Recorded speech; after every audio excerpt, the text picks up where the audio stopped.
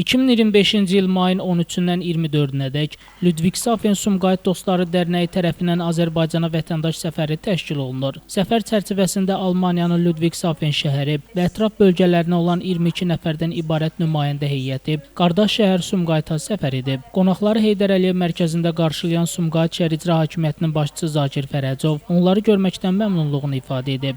Səfərin əsas məqsədi Ludwigshafen və Sumqayıt arasında uzun illərdir davam edən qardaşlıq münasibətlərini möhkəmləndirmək, mədəni mübadiləni gücləndirmək və qarşılıqlı anlaşmanı dərinləşdirməkdir. Proqrama Sumqayıt şəhərinin rəhbərliyi və nümayəndələri ilə rəsmi görüşlər, birgə mədəni tədbirlər və yerli sakinlərlə qarşılıqlı əlaqələrin qurulmasına xidmət edən görüşlər daxildir. Dərmi masa ətrafında davam etdirilən tədbirdə çıxış edən Sumqayıt şəhər İcra Hakimiyyətinin başçısı Zakir Fərəcov bildirib ki, Sumqayıt qardaşlaşmış şəhərlər hərəkatına ölkəmizdə ilk və fəal qoşulan şəhərlərdən biridir. Bu gün dünyanın bir çox ölkələri ilə dostluq əlaqələri olan Sumqayıtın Ludwigshafen ilə 1977-ci ildə yaranan dostluq münasibətlərinin təməli ümummilli lider Heydər Əliyevin Azərbaycana rəhbərlik etdiyi dövrdə qoyulub. Tərəfdaşlıq əlaqələrinin qorunub saxlanılmasında, inkişafında Azərbaycan və Almaniya arasında dostluq münasibətlərinin, Azərbaycan-Almaniya dövlət başçılarının qarşılıqlı görüşlərinin, apardıqları danışıqlara müsbət təsir olub. Zakir Fərəcov Sumqayıtın tarixi,